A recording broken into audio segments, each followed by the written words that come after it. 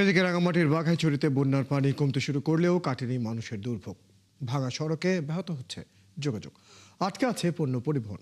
ক্ষতিগ্রস্ত ঘরবাড়ির কারণে অনেক পরিবার এখনো ফিরতে পারেনি নিজ বাড়িতে। বানভাসীদের ত্রাণ সামগ্রী দিচ্ছে স্থানীয় প্রশাসন। বন্যা পরবর্তী এই সংকটের চিত্র তুলে ধরেছেন সবুজ মাহমুদ।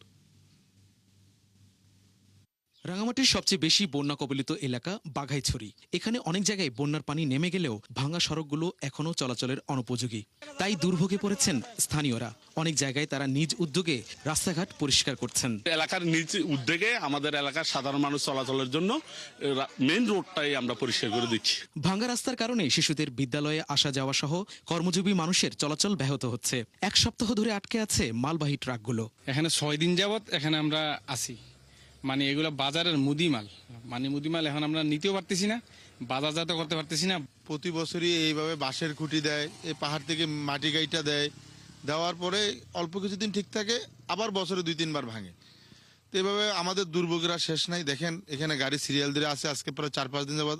বন্যার পানি কিছুটা কমলেও দুর্গতদের বাড়িঘর এখনো ঠিক না হওয়ায় আশ্রয়কেন্দ্র থেকে ফিরতে পারছেন না অনেকে।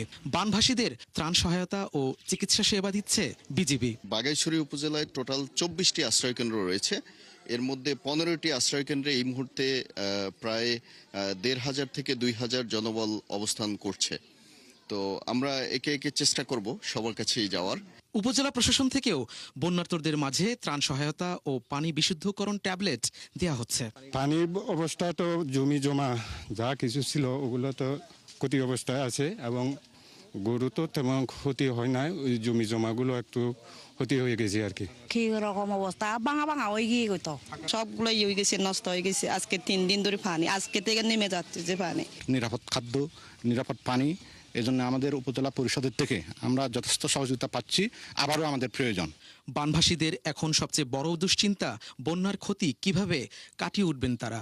রাঙামাটির বাঘাইছড়িতে বন্যার পানি এখনো পুরোপুরি নামেনি। শুরু হয়েছে বন্যা পরবর্তী চ্যালেঞ্জ মোকাবেলা। রাস্তাঘাটগুলো ভাঙা, বাড়িঘর বসবাসের অনুপযোগী। দেখা দিয়েছে খাদ্য সংকট এবং নিরাপদ পানির সংকট। এখন দরকার পর্যাপ্ত ত্রাণ এবং পুনর্বাসন ব্যবস্থা। সবুজ মাহমুদ, ৭১, বাঘাইছড়ি, রাঙামাটি।